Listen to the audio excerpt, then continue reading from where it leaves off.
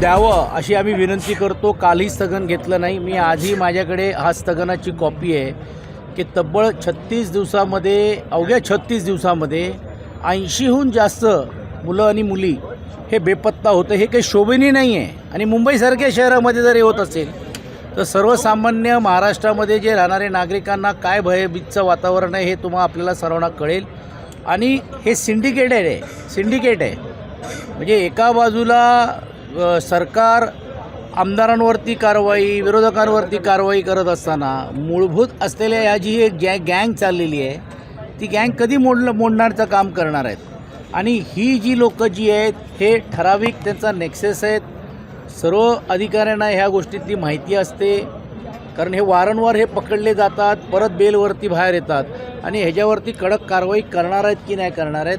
आजच सकाळी मी सन्माननीय राज ठाकरे साहेबांचं पण ट्विट या विषयावरती बघितलं आणि हा भयानक परिस्थितीबद्दल त्यांनी राज्याच्या मुख्यमंत्र्यांना सांगितलं की जे योगायोगाने राज्याचे गृहमंत्री पण आहेत, पण आम्ही 2 दिवसापासून स्थगन मागतो, का दिलं जात नाही. हे सरकारला हे आकडे लपवायचे आहेत का. आणि मग आज जर ट्विट आल्यानंतर ह्या प्रश्नाला आता वाचा फुटणार आहे. आणि मी आता स्थगन दिलेलं आहे. 12च्या जे सभागृहाचं कामकाज तहकूब करून या विषयावर चर्चा व्हावी अशी आमची सर्वांची इच्छा आणि अपेक्षा आहे. खोटं आहे हे, खोटं आहे. कुठून निर्माण होतात नाही, हे खोटं आहे. ह्याच्यामध्ये 2-5% बेपत्ता झालेत किंवा हरवलेत ह्या घटना वेगळ्या आहे. पण हे एका प्रकारे किडनॅपिंग आहे ना. म्हणजे हे किडनॅपिंगच्या बद्दल तुम्ही जर असं बोलणार असाल की मुलं परत आली, मग किडनॅपरने आणलं, मग आणली तर मग त्याच्यावरती काहीतरी सौदा झाला का. ही सर्व गोष्टी आहेत. आणि या मुलांना आणि मुलींना भीक मागायचा भाग पाडला जातो, विकले जात आहेत. आमचं तर असाही देखील एक माहिती आहे की परदेशातली पण गँग ह्याच्यामध्ये सक्रिय आहे का असा एक प्रश्न निर्माण होतो आहे. काल हेमंत पाटीलांनी जे सांगितलं हे दुर्दैवी आहे की सत्ताधारीच जर आता असे बोलायला लागले, त्यातूनच हे आपल्याला स्पष्ट झालेलं आहे की नेमकं काय चाललेलं आहे. पीठासीन अधिकारी माननीय सभापती आणि उपसभापतींनी याचे चौकशीचे आदेश द्यायला पाहिजे, कारण हा शेवटी परत आरोप आम्हा सर्व लोकप्रतिनिधीवरती येतो आहे. अर्थात खालच्या ज्या अधिकाऱ्यांच्या या चुकामुळे मला असं वाटते की पीठासीन अधिकारी बदनामी जर होत असेल तर हे योग्य नाही. त्याला कारण असं आहे की उद्या भविष्यकाळामध्ये जर असं झालं तर कोण कुठच्या ओळखीने आलं आहे, कोण कोणाची शिफारस न येता जर असं शिरकाव जर करण्याचं काम जर विधान भवनमध्ये जर झालं तर कायदा आणि सुव्यवस्था आणि विशेषतः सर्वांची सुरक्षेचा विषय निश्चितपणे निर्माण होण्याची शक्यता नकारता येत नाही. कालच त्यांची शायरी आपण सर्वांनीच ऐकलेली आहे. आणि ज्या भावना त्यांच्या हे आहेत ह्या सर्वसामान्य भारतीय जनता पार्टी आणि सत्ताधारीतल्या आमदारांच्या अनेकांचे आहेत. पण उशिरा का होईना त्यांना ह्याची जाणीव झाली की अशा प्रकारे राजकारण करून तो राजकारण जास्त वेळ टिकत नाही. समाजकारण आणि राजकारणामधला जो एक अंतर आता जो वाढलेला आहे तो त्यांनी मला असं वाटते प्रदर्शित करण्याचं काम त्यांच्या शायरीच्या माध्यमातून केलेलं आहे. हे बघा, ही आमची भूमिका आहे. आणि कालच आमच्या पक्षप्रमुखांनी पण सांगितलं की शिवसेनेची जी आमच्याकडं गेलेली जी लोकं आहेत त्यांची भूमिका याच्याबद्दल काय. कारण भारतीय जनता पार्टीचे राज्याचे मुख्यमंत्री आणि महसूल मंत्री पोट तिडकीने सांगतात की हो, हे आमच्या एजेंडामध्ये आहे, हे आम्ही करणारच आहोत.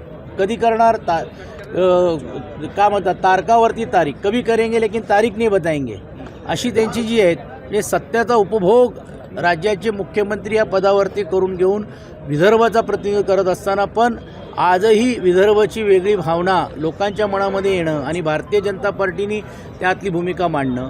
आणि म्हणून आम्ही आमची भूमिका ही महाराष्ट्र एकसंघ राहिला पाहिजे ही आज नाही, संयुक्त महाराष्ट्रासाठी जो लढा ज्या थोर वीरांनी दिलेला आहे त्या सर्वांचा अवमान एका बाजूला होता कामा नये. म्हणून आम्ही आमची भूमिका आज नाही, अगोदर आहे. पण जे त्यांचे मित्रपक्ष आहेत ते भूमिका का मांडायला तयार नाही आहे. कालही राज्याचे विधानसभेचे सभापतींकडे आणि अध्यक्षांकडे स्वतः ते गेलेत. पूर्ण शिष्टमंडळ आमदारांचं घेऊन पण घेण्याचं काम केलं. असं असतं तर आम्ही गेलो नसतो. हे फक्त डॉज करायचं, आमच्याकडे नाही, त्यांनी त्याचं नाव सांगायचं, त्यांनी ह्याचं नाव सांगायचं.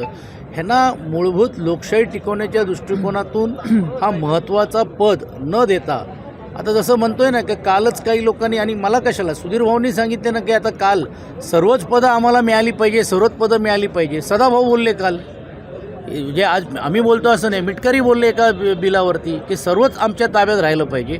तर आता विरोधी पक्षाची पण हे पदं न देता एका प्रकारे विरोधी पक्षाचा पण स्पेस आपसामध्ये वाटून घेण्याचा प्रयत्न होतो आहे. पण लोकशाही हे टिकवणं आमचं हे कर्तव्य म्हणून त्यांचा आवाज म्हणून वेळप्रसंगी सभागृहामध्ये वेळप्रसंगी रस्त्यावरती आम्ही त्याचा आवाज म्हणून घेऊन निश्चितपणे भांडल्याशिवाय आम्ही राहणार नाही. पद मिळो किंवा नाही मिळो पण नक्कीच त्याच्याबद्दलचा आम्ही आवाज उठवण्याचं काम आम्ही करू. खरं तर अंतिम आठवड्याचा प्रस्ताव आला पण आमचा सत्ताधारीचा 260चा प्रस्ताव हे काल येणं अपेक्षित होतं, तोही आलेला नाही आहे. आणि मग आता अंतिम आठवडा आणि हे क्लब करून एक कोणतरी उत्तर देईल ते चालणार नाही. आम्ही त्याच्याबद्दल जाब निश्चितपणे विचारू आणि राज्याचे मुख्यमंत्री अथवा उपमुख्यमंत्र्यांनी त्यांना उत्तर द्यायला पाहिजे. ही भूमिका आणि ही मागणी आमची राहणार. मी कालच परवा त्याचं स्पष्टीकरण केलं की मुळामध्ये 4 आठवड्याचा हा अधिवेशन व्हायला पाहिजे होता. का ते एका आठवड्यामध्ये गुंडाळण्याचा प्रयत्न करतायत आणि सकाळी 8:30-9 वाजल्यापासून इकडे लोकप्रतिनिधी त्यांना यावं लागतोय. 10 वाजता हाऊस चालू होतं, रात्री 11 वाजता बाहेर पडतोय.